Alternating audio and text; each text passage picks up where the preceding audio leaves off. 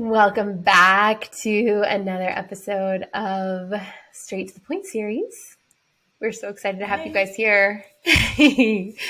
We are diving into a bit of a controversial conversation, I think. Unique and controversial. When is it not, though, here? Yes. We strive for controversial. And I think one of the pieces that feels really important to speak into is this topic or this idea that every single person, aka every single coach, carries a very different, unique, and specific code. Yes. What do I mean when I say code? What I mean is a set of tools diminishes it. Yes. It's really more an energetic activation. So a code is an unlocking, right? You use a code to unlock something. So when I think about how every single person and or coach carries a unique code, that includes you, we all carry these unique and specific codes that are designed to unlock certain levels for our clients. Yeah. And what's happening and what I've been seeing in the industry and we've been seeing in the industry is number one, the shadow side of always investing is that we never have space or time to hear our own voice and to allow our own unique code to come forward because we're always trying to adopt their unique code and make it our own. But it was never our unique code to begin with. It was only ever theirs. And we may have remnants, right? There may be similarities, but you are a very unique, specific expression of source in human form. Mm-hmm. And you have a very unique and specific code that is here designed to unlock very specific, unique things for your clients. Mm-hmm. But what's been happening is we've been adopting other people's codes or methods and trying to make them our own or making them this sort of like dogmatic cookie cutter. I've got to do it like she's doing it. I've got to do it that way. I've got to be my coach is leading the way in authentic vulnerability and expressing yourself. So I have to be wildly expressing myself. And that may be a code that you carry, but it's not her code in the way that it's being expressed through her. Yes. And it might be her everything. Like it might be her like main thing of her brand. That doesn't mean it's going to be your everything. Yes. It gets to be a piece. It gets to be, like you're saying, a code. Yes. But it's not.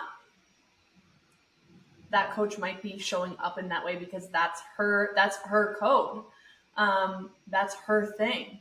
And it doesn't mean that it's like, oh, it's her thing and now it can't be mine. It's like, pull a part of that you feel compelled to because it's for a reason that you feel compelled to be in that space, to speak with that coach, to learn whatever it is that she makes you feel, or he. And it's like we were just talking about before this, is it's kind of like diets. Like people try to make diets, they're like, oh, I have to follow this, like you're saying, this dogmatic thing, and this is what I have to follow, and I can't go outside the lines, and I have to make this my everything. Like I can only keto or yes, you and I are on the same fucking wave, and I can only count macros, and I can only eat paleo, and it's like, cool. How long does that really last before it's like your body just gets kind of fucking sick of doing keto, or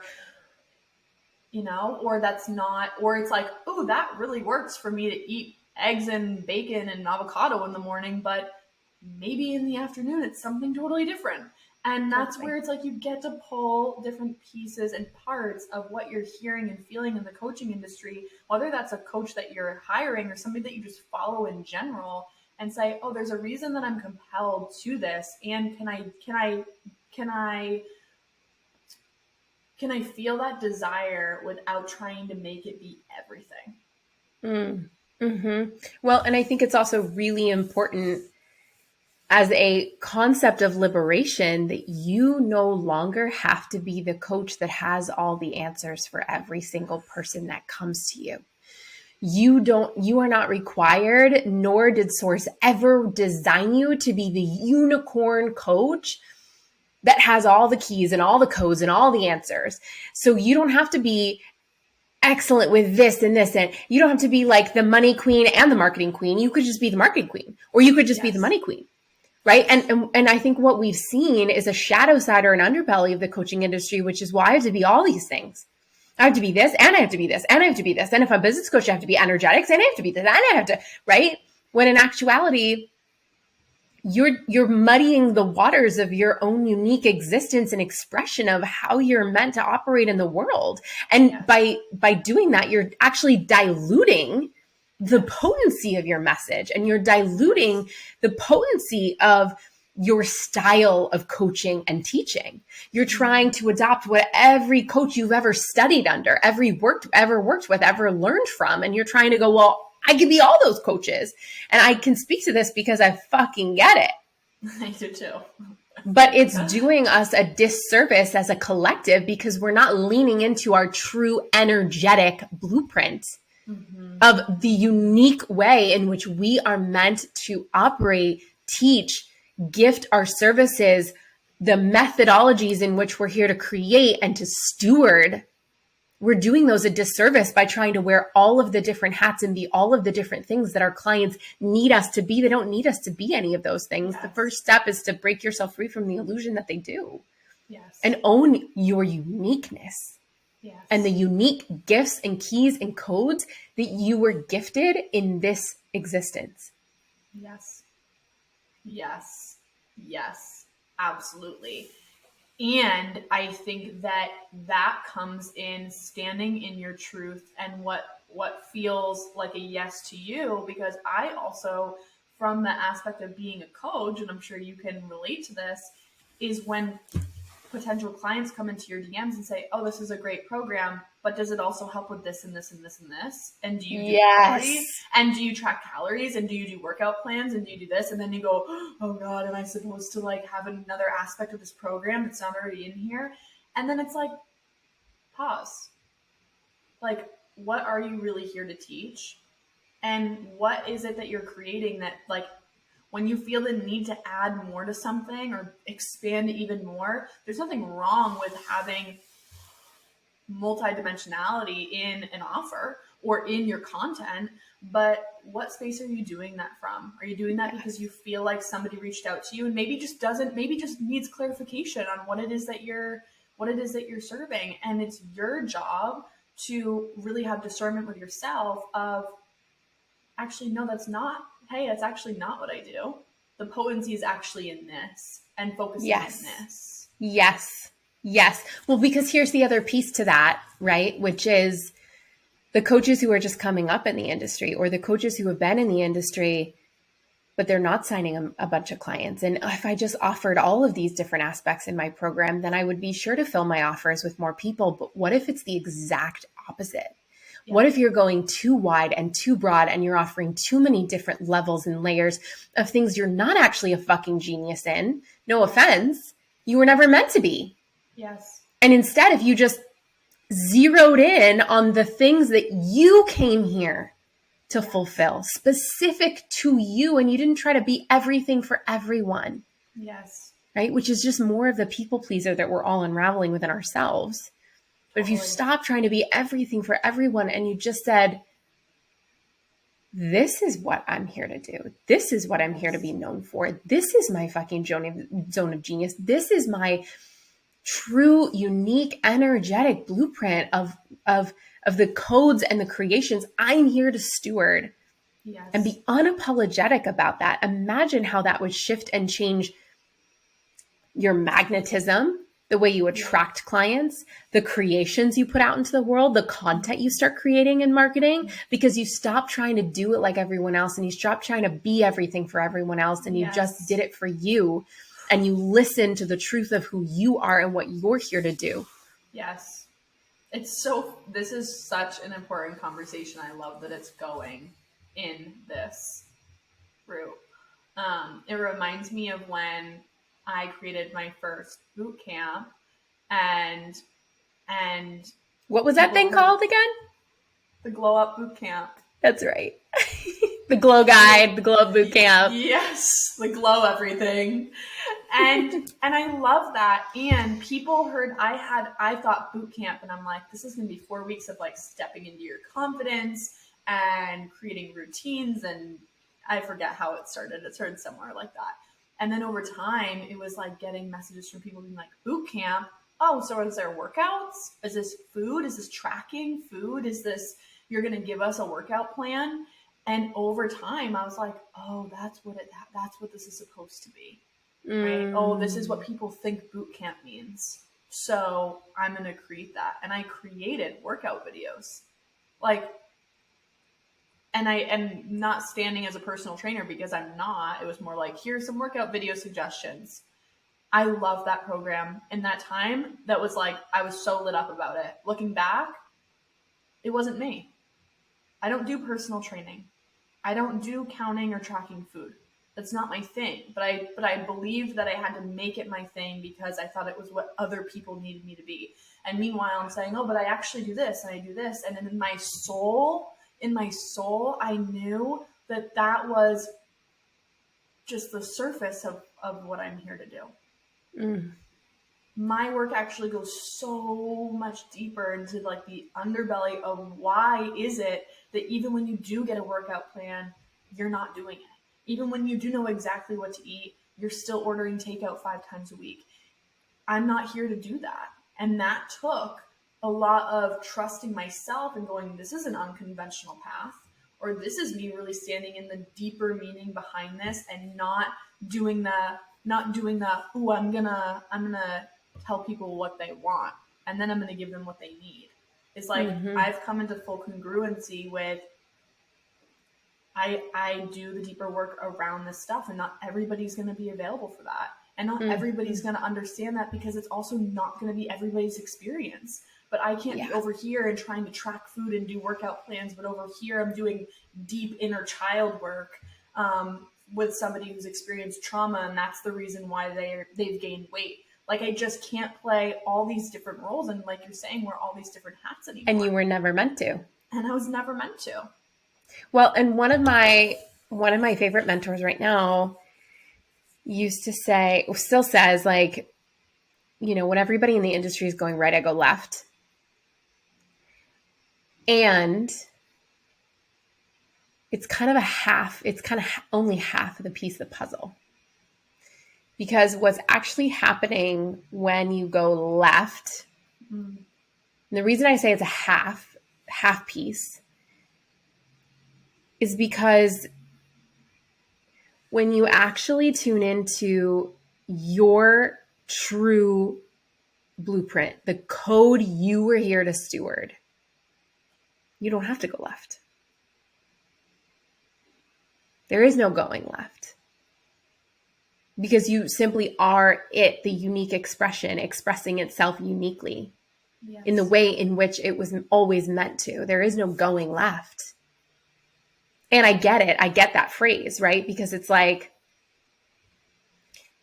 when we say we got swept up and fed up with the coaching industry's toxic culture, it's because we were all going right. So I get the concept of going left. And simultaneously, when you are embodied in your uniqueness, there is no going left. There is no going anywhere because you are already where you need to be. You're just it.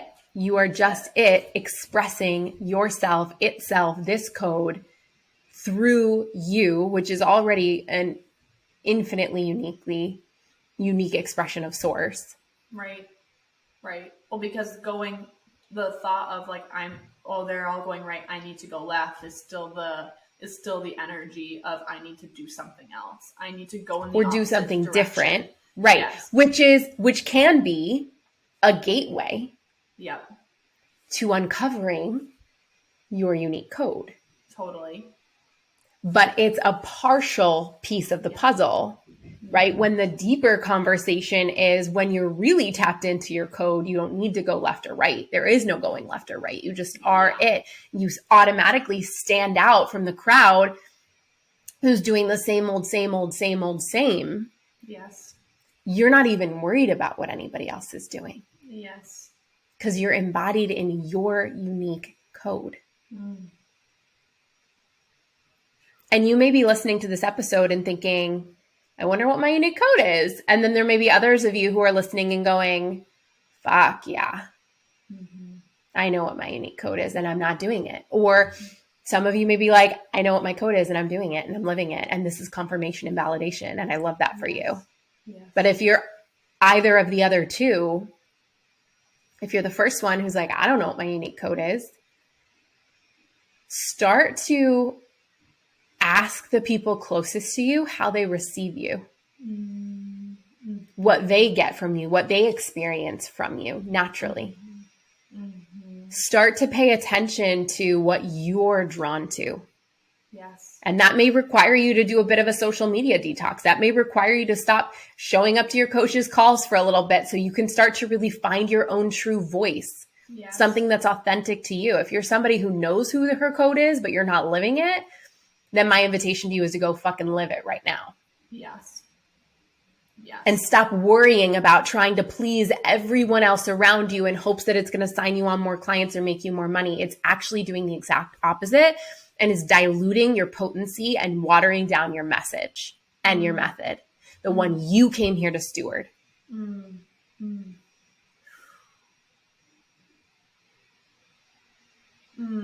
That's fucking good. That's fucking good.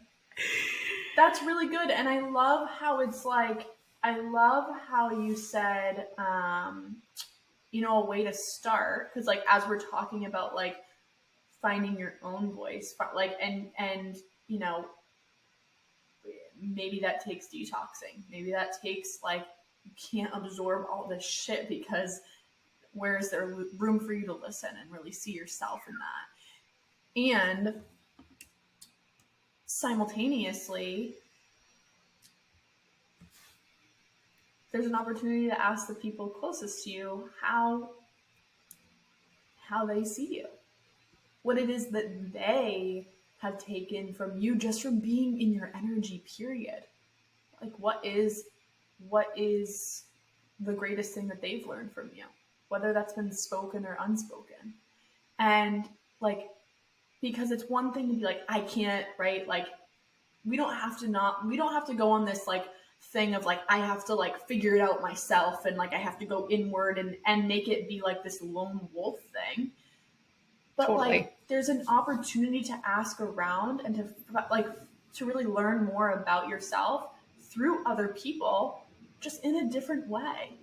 Because you're not going around going, who is it that I can be? Is you're asking for a reflection of how the people that you love and see you and maybe talk to you the most, how they perceive you, how they receive you. And there's so much power in that. There really is. Yeah. There really is. And, I think the other piece to unlocking your own unique code is the permission to not have to get it right. How many voices did we try on? How many other coaches' methodologies did we adopt and try to make our own before we really started to figure it out? My hope, right, is that you're listening to this and maybe this speeds up that process for you because it brings you a new level of awareness. And it's not about getting it right. Yeah. It's not. And on a tangible side too, start to think about the things you want to be known for in your industry. What if you could be known for these 3, 4, 5 things that literally lit your soul on fire? What would you want to be known for? Yeah. And then move in the direction of that.